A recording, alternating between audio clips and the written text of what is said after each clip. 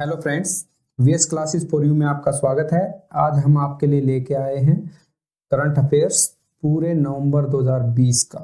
इसमें हम पूरे महीने में नवंबर 2020 में जो मेन इवेंट्स हुए हैं उससे संबंधित करंट अफेयर्स के क्वेश्चंस डिस्कस करेंगे, जो कि एग्जाम पॉइंट ऑफ व्यू से काफ़ी इंपॉर्टेंट हो सकते हैं। तो स्टार्ट करते हैं कि अमेरिका ने हाल ही में किस देश को 600 मिलियन अमेरिकी डॉलर के सशस्त्र ड्रोन की बिक्री को मंजूरी दी है।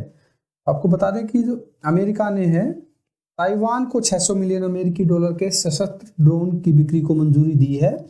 नेक्स्ट क्वेश्चन देखते हैं कि तमिलनाडु सरकार ने ई वाहनों पर कितने प्रतिशत कर में छूट दी है। तो तमिलनाडु सरकार ने ई वाहनों पर, ई व्हीकल पर 100% कर में छूट दी है, ताकि इनकी बिक्री को ज्यादा बढ़ावा मिले, लोग इसको ज्यादा यूज करें।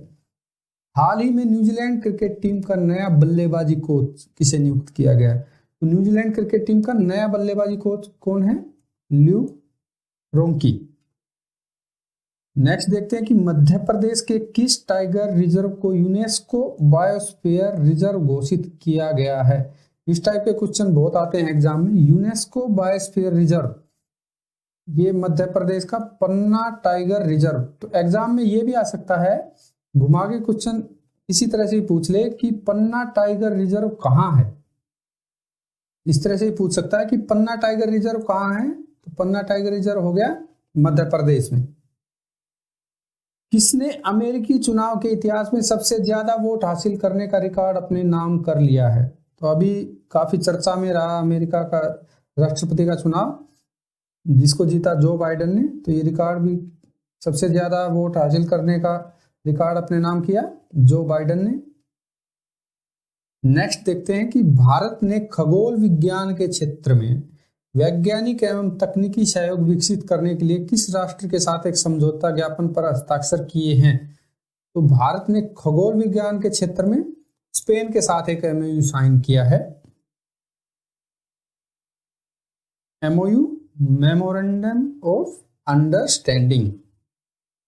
हाल ही में राष्ट्रपति विद्या देवी भंडारी ने, जिसे नेपाली सेना के जनरल के मानद रैंक से सम्मानित किया है।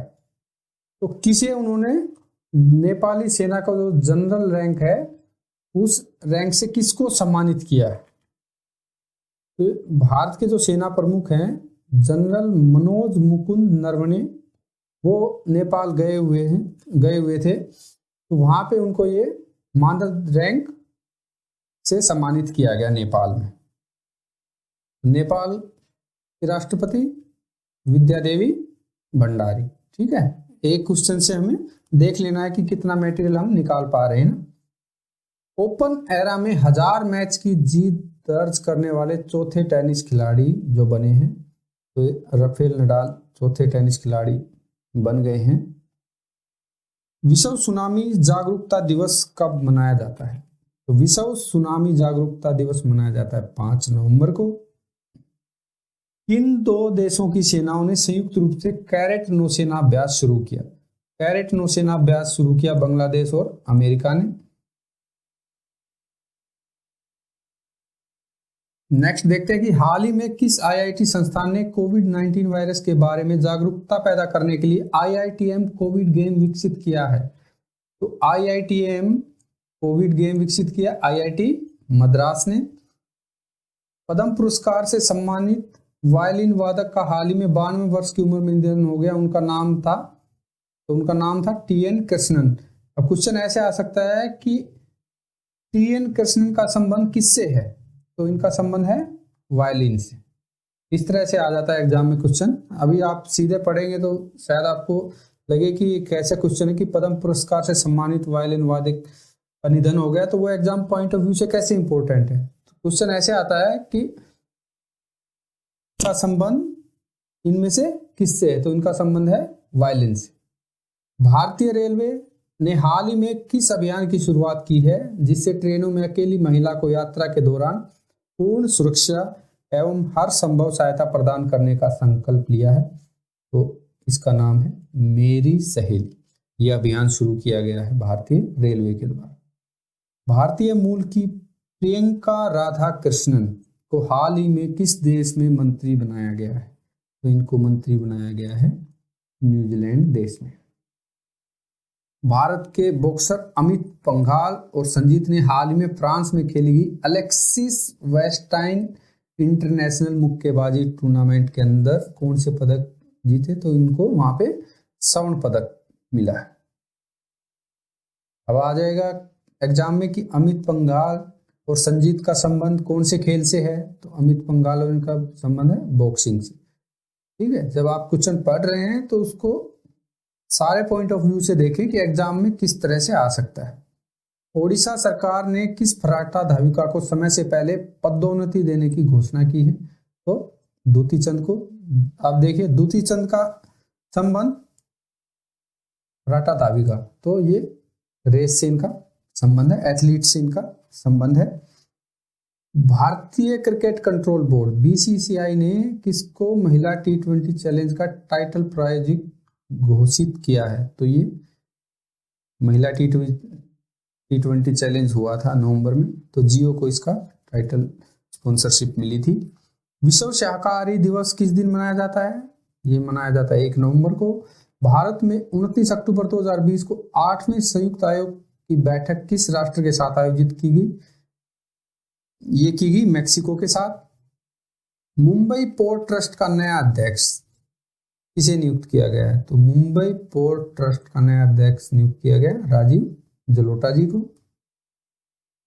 आगे देखते हैं कि भारतीय सेना द्वारा लॉन्च किया गया मैसेजिंग एप्लीकेशन व्हाट्सएप और टेलीग्राम के समान है। तो एक भारतीय सेना ने एक ऐप लॉन्च किया है, जैसे व्हाट्सएप यूज करते हैं, टेलीग्राम यूज करते हैं आपस में मैसेजिंग के लिए। तो सिक्योरिटी पर्पज से भारतीय सेना ने अपने लेवल पे एक ऐप लॉन्च किया है, उसका नाम है, शॉर्ट में बोले तो SAI, secure application for internet. हाल ही में किस देश ने दुनिया के पहले 6G एक्सपेरिमेंटल उपग्रह को अंतरिक्ष में भेजा? तो चीन ने भेजा है। केंद्र सरकार ने हाल ही में पोत परिवहन मंत्रालय का नाम बदलकर क्या कर दिया? देखिए पोत परिवहन मंत्रालय होता था, उसको बंदरगाह पोत परिवहन एवं जल मार्ग मंत्रालय इसका नाम कर दिया गया है। नेक्स्ट देखते हैं कि हाल ही में किस देश के प्रिंस खलीफा बिन सलमान, देखिए बिन सलमान अल खलीफा का 84 वर्ष की उम्र में निधन हो गया। तो ये थे बहरीन देश के प्रिंस।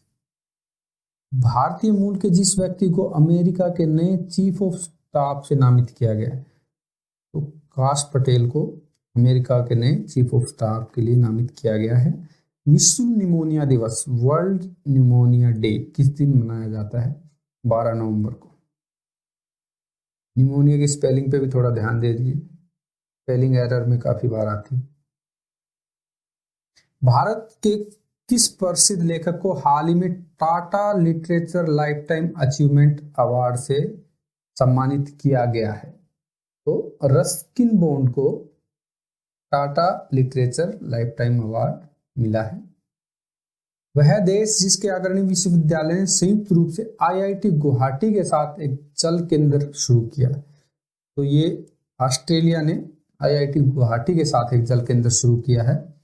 इसे हॉकी इंडिया के अध्यक्ष के रूप में निर्विरोध चुना गया है। तो आज के टाइम पे अब ज्ञानेंद्रो निंगोबम हॉकी इंडिया के अध्यक्ष। हाल ही में किस टीम ने IPL 2020 का खिताब जीत लिया? मुंबई इंडियंस ने जीता। कौन सी बार ये खिताब इनको मिला? 5वीं बार। राष्ट्रीय शिक्षा दिवस किस दिन मनाया जाता है? तो राष्ट्रीय शिक्षा दिवस मनाया जाता है 11 नवंबर को। हाल ही में किस राज्य में भारत के सबसे लंबे single lane motorable suspension bridge का उद्घाटन किया गया है? तो उत्तराखंड में। राष्ट्रीय विधिक सेवा दिवस, नेशनल लीगल सर्विसेज डे किस दिन मनाया जाता है? तो नेशनल लीगल सर्विसेज डे मनाया जाता है 9 नवंबर को। हाल ही में किस देश ने H1N2 वायरस से संक्रमित मानव के पहले मामले की सूचना दी, जो स्वाइन फ्लू का एक दुर्लभ लक्षण है? तो ये केस मिला कनाडा में। जिस राज्य ने मछुआरों की बेहतर आजीविका के लिए परिवर्तनम नामक योजना शुरू की? परिवर्तनम नामक योजना शुरू की केरल ने। विश्व विज्ञान दिवस किस दिन मनाया जाता है? ये इंपॉर्टेंट डेज हैं, नोट कर लेना। तो विश्व विज्ञान दिवस 10 नवंबर को। आगे देखते हैं किन्हें वर्ष 2020 से 23 के लिए आईपीयू इंटर पार्लियामेंट्री यूनियन का नया अध्यक्ष चुना गया है। तो पुर्तगाल के सांसद ड्युआर्टे पेचेको को आईपीयू का नया अध्यक्ष चुना गया है। याद रखिए, पुर्तगाल के सांसद ड्युआर्टे पचेको। इस फिल्म अभिनेत्री को हाल ही में भारत रत्न डॉक्टर अंबेडकर अवार्ड 2020 से सम्मानित किया गया। ये सम्मान मिला ऋचा चड्ढा को। वह देश जिसको फीफा अंडर 17 महिला विश्व कप 2022 के लिए मेजबानी का अधिकार दिया गया है, तो भारत को ये अंडर 17 महिला विश्व कप 2022 की मेजबानी मिली है। भारत को अपना नौवां बोइंग P-81 निगरानी विमान किस एरोस्पेस कंपनी से प्राप्त हुआ है? ये देखिए, इसी नाम में ही बोइंग है, तो बोइंग कंपनी से प्राप्त हुआ है। विश्व शौचालय दिवस कब मनाया जाता है? तो ये मनाया जाता है 19 नवंबर को। किस राज्य के परभणी जिले में एशिया की पहली सौर ऊर्जा संचालित कपड़ा मिल खोली जाएगी? ये खोली जाएगी महाराष्ट्र में। आगे देखते हैं, अमेरिका के किस पूर्व राष्ट्रपति ने हाल ही में ए प्रोमिस्ड लैंड किताब का विमोचन किया? काफी सुर्खियों में रही ये किताब, इसका विमोचन किया बराक ओबामा ने। अंतर्राष्ट्रीय छात्र दिवस किस दिन मनाया जाता है? तो अंतर्राष्ट्रीय छात्र दिवस 17 नवंबर को। आगे देखते हैं कि हाल ही में किस मुख्यमंत्री ने रिकॉर्ड 7वीं बार बिहार राज्य के मुख्यमंत्री पद की शपथ ली है? अभी बिहार में आपको पता है कि विधानसभा के चुनाव हुए थे, तो वहां के मुख्यमंत्री बने हैं नीतीश कुमार जी। हाल ही में किस खिलाड़ी ने मास्टर्स गोल्फ टूर्नामेंट 2020 का खिताब जीत लिया है? डस्टिन जॉनसन ने। वही फिर डस्टिन जॉनसन का संबंध गोल्फ से। राष्ट्रीय प्रेस दिवस किस दिन मनाया जाता है? 16 नवंबर को। विश्व मधुमेह दिवस किस दिन मनाया जाता है? 14 नवंबर को। आगे देखते हैं कि हाल ही में किस फार्मूला 1 ड्राइवर ने और किस ग्रांड प्री खिताब को जीतकर अपना 7वां विश्व चैंपियनशिप खिताब जीत लिया है? लुइस हैमिल्टन ने अपना 7वां विश्व चैंपियनशिप खिताब जीत लिया है। हाल ही में बंगला फिल्म के किस प्रसिद्ध अभिनेता का 85 वर्ष की उम्र में निधन हो गया? सौमित्र चटर्जी, काफी फेमस अभिनेता रहे हैं ये, तो इनका अभी हाल ही में निधन हो गया। क्वेश्चन आ सकता है कि सौमित्र चटर्जी किससे संबंधित है? तो ये अभिनेता थे, फिल्मों से इनका संबंध है। किस देश के प्रधानमंत्री को नोबेल शांति पुरस्कार 2021 के लिए नामित किया गया है? इजराइल के प्रधानमंत्री को नोबेल शांति पुरस्कार 2021 के लिए नामित किया गया है। अब इजराइल के प्रधानमंत्री का नाम क्या है, वो आप कमेंट बॉक्स में बताइए। अंतर्राष्ट्रीय क्रिकेट परिषद के नए अध्यक्ष के तौर पर किसे नियुक्त किया गया है? ये थोड़ा टाइपिंग एरर है। तो ग्रेग बार्कले को आईसीसी के नए अध्यक्ष के तौर पर नियुक्त किया गया है। किस निजी बैंक का विलय सिंगापुर के बैंक में कर दिया गया है? तो लक्ष्मी विलास बैंक का विलय सिंगापुर बैंक में कर दिया गया है। नेक्स्ट देखते हैं, भारत में प्रत्येक वर्ष संविधान दिवस किस दिन मनाया जाता है? तो संविधान दिवस मनाया जाता है 26 नवंबर को। ऑस्कर अवार्ड के लिए किस फिल्म को भारत की आधिकारिक पुरस्कृति के तौर पर चुना गया? तो जलीकट्टू को। विश्व पर्यावरण दिवस 26 नवंबर। टीसीएस के मुख्य कार्यकारी अध्यक्ष जिनका निधन हो गया वो फकीर चंद कोहली। खेल मंत्रालय ने हाल ही में किसे राष्ट्रीय खेल महासंघ के रूप में मान्यता दी है? तो भारतीय तीरंदाजी संघ को। किस वेब सीरीज ने 48वें इंटरनेशनल एमीज में सर्वश्रेष्ठ ड्रामा सीरीज का पुरस्कार जीता है? तो दिल्ली क्राइम को पुरस्कार मिला है। वह राज्य सरकार जिसने महाआवास योजना नामक एक नई ग्रामीण आवास परियोजना शुरू की है? तो महाराष्ट्र ने महाआवास योजना के नाम से परियोजना शुरू की है। जो व्यक्ति यूके बुकर पुरस्कार 2020 विजेता है? तो डगलस स्टुअर्ट। तो फ्रेंड्स, ये थे नवंबर 2020 के कुछ important current affairs questions. Hope आपको वीडियो अच्छा लगा होगा। अगर अच्छा लगा है तो please like share and subscribe our channel. Thank you.